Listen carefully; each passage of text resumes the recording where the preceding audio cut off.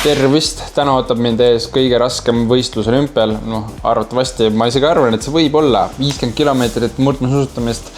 Klassikas on täna siis ja ühistardist nagu ikka. Võite kommentaarides kohe teada anda, kui te arvate, et on midagi raskemat olümpial. 50 kilti, see võtab arvatavasti aega üle 2 tunni. See võib raske olla. Teine argument on see muidugi, et kõige raskem, kus on medalit saada. Et see võib-olla vastus on teine, aga pingutuse mõttes võib-olla see 50 võib olla õige. Aga nüüd on siis hommik. Mul on tegelikult juba käidud jooksmas ja söömas. Ehk siis rutiin on tehtud, aga tänane rutiin on selles mõttes veidi teine. Et kuna see 50 kilti, siis seal peab jooma. Ja see tähendab seda, et mul on vaja teha joogid kaasa. Nii et mul on siin näiteks üks termos, väga hea Peking 2022 logo. Siis ma pean enda kõik keelid, asjad. Ma isegi võib öelda siis, et sööma ka peab.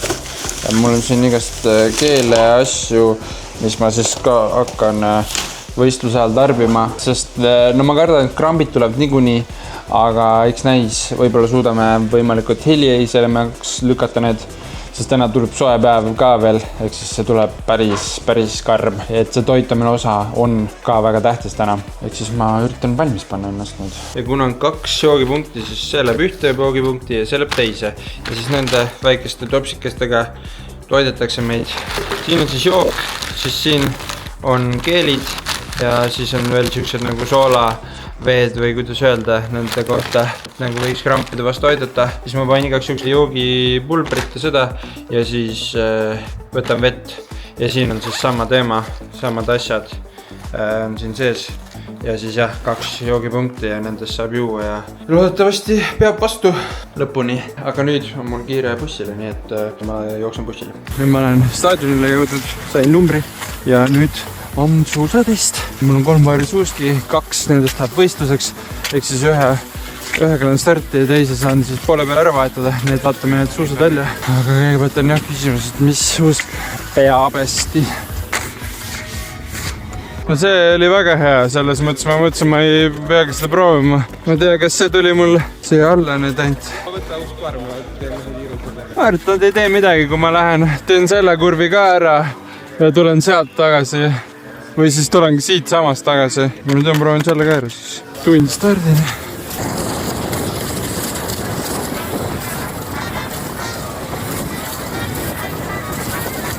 Testime 2 paari vahel lipet. Ja kui paremini libiseb, sellega lähen starti.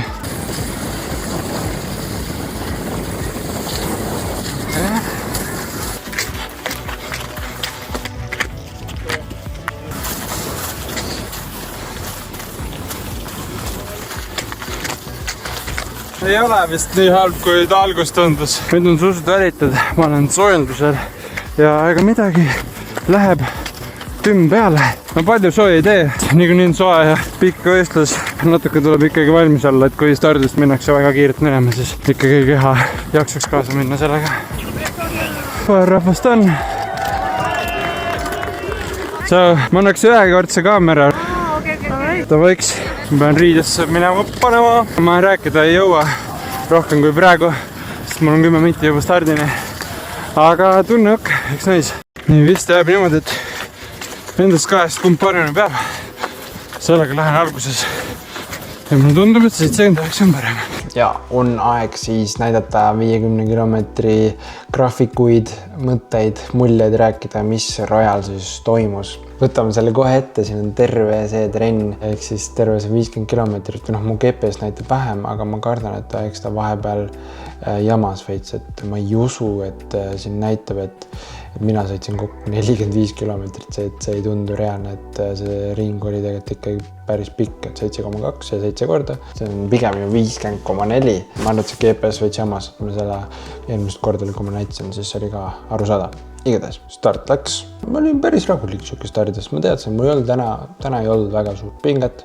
Kui läks, siis ma kogemata nägin endas pulssi, siis ma vahetasin seda kella nagu vaadet, kuigi ma lõpuks ikkagi ei vaadanud kordagi seda kella. Aga jah, kohe läks päris siuke mõnus tempo peale, et pulss läks kohe ülesse. Vaatame siit, kohe 193 olen saanud siin Essa tõusu otsas ja oligi siis oligi, ma üritasin veits ettepoole saada ja siuke hea positsioon saada kätte ja siis jah, olingi juba näiteks Alevi kõrval ja siis siit läksime alla, oli mõnus siuke laskumine, et nagu see ring mulle täitsa meeldis, et seal tegelikult oli 2 siukest kohta, kus sai päris pikalt puhata, et oli nagu tegelikult oli päris hea. Aga ma lihtsalt ringilt väga ei mäletagi midagi, üritasin hoida seal kuskil tuules ja ega väga midagi. Siit olen teise ringi läinud, veel 190 pulss käinud. See oligi see teise ringi lõpus kuskil mul läks natuke raskeks ja jäi siuke vahe sisse. Et hakkas siuke vahe tekkima, samas ma olin mingi Kalle Alfarssoni ja mingi siukse satsiga, mõtlesin ka, pole kõige hullem tegelikult. Siis jah, jootmised tegelikult läksid kõik väga hästi, ma ütleks, et ei olnud küll probleeme, sai väga hästi. Küsisid ka, kas ma vahepeal tahan midagi või midagi siukest, et selles mõttes toimis. Ja siis kuskil siin, ma arvan, et see oli 3. ring, aga ma ei ole ka täitsa kindel. Igatahes siin oli siis siuke olukord, et ma olin maha jäämas, mul oli ees Lauri Voorin ja Kalle Alfarsson, kelle tuulda ma ei saanud, aga ja Kalle oli just muideks näiteks enne käinud suuski vahetamas, ma sain vahe sisse. Aga kui suusad ära vahetas, ta läks kohe, sõits mul järgi ja sõits mööda, et see ei olnud väga hea, et ta sai kindlasti paremad suusad, aga samas, ja, ma ei tea, igatahes. Mis ma öelda tahtsin, oligi see, et siin on sellised natuke üles nukid, et läheb siuke üles alla, nagu näha see graafikult. Ja muidu võiks paaris üles minna, aga siis mul oli siuke raske hetk ja ma läksin vahelduvat ja siis mul keha raskus läks liiga ette ja lumi tõmbas suusa alla ja ma käisin ninal ära. See oli siuke valus hetk, et nagu ma kaotsin nagu selle, et ma Kallele ja Laurile järgi saaks sealt ja samas ma teadsin, et tagant tuleb ka mingi rahvas ja siis oligi lõpuks lätlane sai mu kätte seal ja võib-olla tänu sellele täitsa kindel, et muidu ta võib-olla oleks nii jõudnud järgi. Aga jah, aga samas mõnes mõttes see oli ka veidi värskendav. Selles mõttes, et see lund endas mulle näkku ja igale poole nii palav oli. Ma ei tea, kas siit on näha, ma sain päikest. Aga jah, siis läksin edasi, lõpuks oligi lätlane lõudus mulle tegelikult järgi. Veidi kartsin, aga ei tullu, siis me saimegi sõita minu eest mina, Lauri Voorinen ja lätlane, ehk siis Raimo Vigants, kes on tegelikult hea sõber mul. Meil oli siuke täitsa hea hoog sees ja siis peale 4. ringi otsustasin, et tegelikult võiks minna suuski vahetama, ühe korra saab vahetada ja kuna nemad läksid ka, siis mul oligi, et ilmselgelt davai, et ma lähen ka siis. Ja need suused, mis ma jalga sain, olid väga head, et siin on see laskumise hetk. Ma sain väga hea hoogasid alla ja lätlane jäi kohe maha ja Voorinen tegelikult vist sai ikka veel paremad suusad, et ta veits libises sealt eest ära ja jäi siuke ka halb vahe, et sellest oli natuke kahju tegelikult.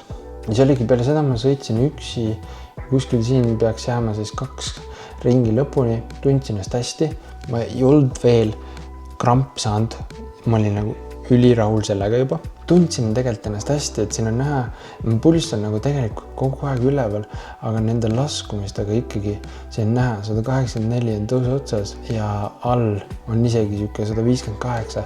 See tähendab seda, et pulss taastus selle ajaga ilusti ja tänu sellele ma tundsin laskumise lõpus ennast jälle hästi ja ma sain nagu hea hooga minna. Näiteks 10 kilomeetri miks see rada oli raske minu jaoks, oligi see, et see olid suured tõusud, kõik asjad, aga need laskumised olid nii tehnilised, mis seal olid. Ehk siis seal pidi ka jalaga tööd tegema, keerama kuhugi, vaatama, et ei kuku, kõik siuksed asjad ja see tegi selle nagu võistluse raskeks, et seal ei olnud nagu ühtegi siukest puhke momenti. Aga sellel rajal oli ja see oli hea. Siis eelviimase ringil jah, ma ei mäleta, et midagi oleks, et ma nägin, et keegi oli natuke ees, keegi oli natuke taga. Ja siis ma mingi mõtlesin vahepeal, et mitu ringi lõpuni on üldse ja ma ei tea, igatahes. Siis ma ikkagi sain aru, et okei, 1 ring lõpuni, et davai, nüüd lähme. Ja siis ma nägin eest, mingi vennad hakkasid jääma. Ja oligi, kõige esimene oli vist mingi jaapanlane. Selle võtsin staadionit välja minnes ära, tõusin ühe koha, siis oli mingi ameeriklane. Selle võtsin kuskil seal üleval pool ära. Ja siis ameeriklasele jõudsin järgi siis viimase ringi siin tõus otsas. Siin ma olen 190 pulsi, pole paha. Et nagu pulss läks ikka veel ülesse ja siis libisin neid teest ära, mõtlesin, et okei, väga hea. Siis Aivar mulle ütles, et top 30 koht on võimalik et seal paar inimest on veel eest võtta.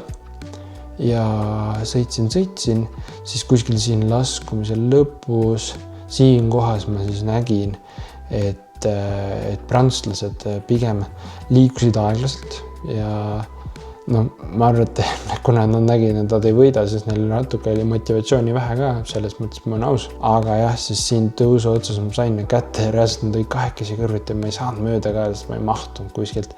Lõpuks sain ikkagi mööda ja mul oli nagu tegelikult täitsa okei minek sees, et ei olnud nagu selles mõttes probleemi, et keegi tagant ei tulnud. Ja siis ma nägin, et mingi Tšehhi vend ka, kellel oli päris raske. Ma kartsin, et see natuke jääb aega väheks. Ja siis oligi siin kohas, see koht oli kõige raskem, nagu tõus ära, kus oli rahvas, mis oli mega lahe tegelikult. Seal nagu hästi palju elati kaasa. See koht oli väga raske siin, siuke platoo osa sirgaga nagu hästi halb lipe ja väga raske oli.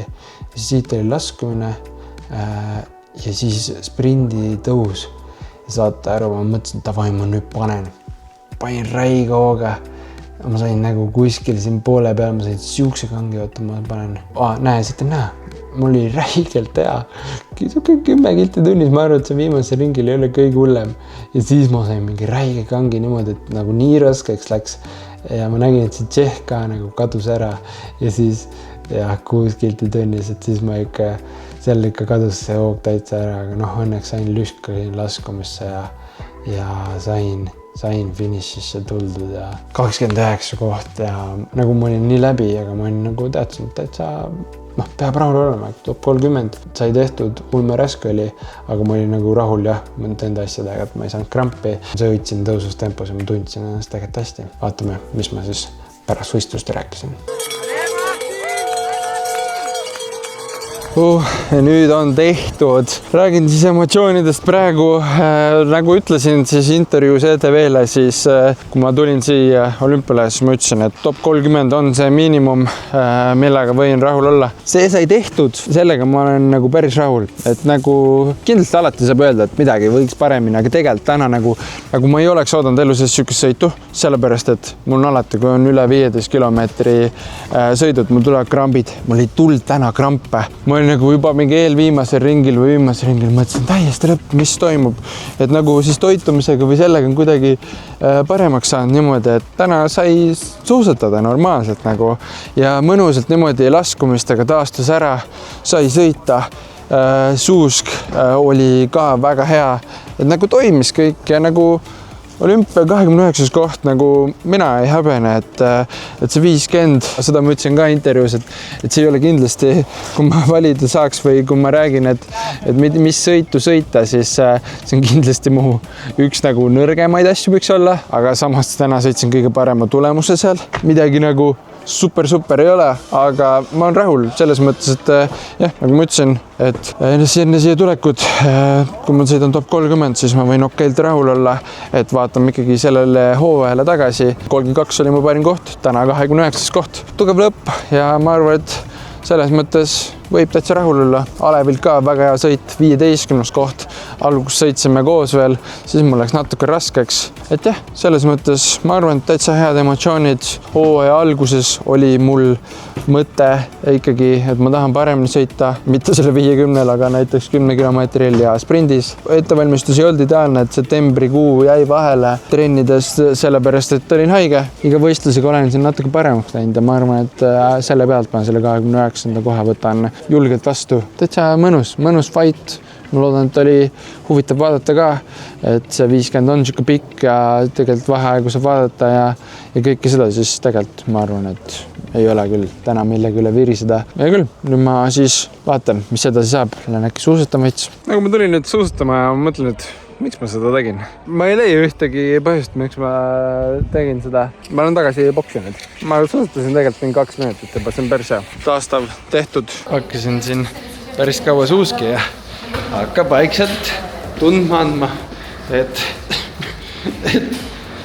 on valus trepist alla kõndides on ikka, tunned, kuidas reiepealsid teevad tööd. Suht kaua läks aega, aga ei, nagu, lõpuks ei olegi vahet. Nüüd tahaks tegelikult süüa, ja natuke maha ka istuda, sest nüüd oli ka pakkasin asju ja värk, et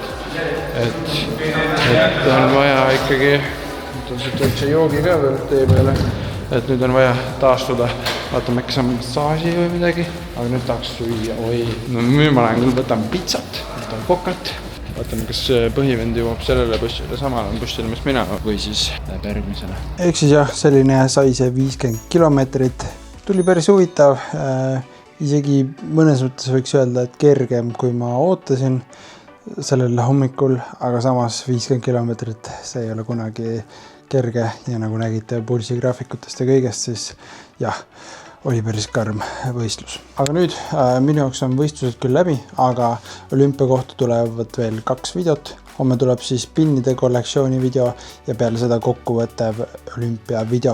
Ehk siis, kui teil on olümpia kohta mingeid küsimusi, jätke selle video alla või siis võite mul Instagrami kirjutada ja ülejärgmises videos ma vastan ja siis saabki olümpiaga selleks aastaks kõik ühele poole. Loodan, et teile see video meeldis, pange like, subscribe ja nägemist. Suusatan täna ja suusatan homme, TikTok vana Chanel'i kombe. Olen ma puhas, ei pauguta komme, pilske vana, ma liigutan norme. Suusatan täna ja suusatan homme, TikTok vana Chanel'i kombe. Seegi.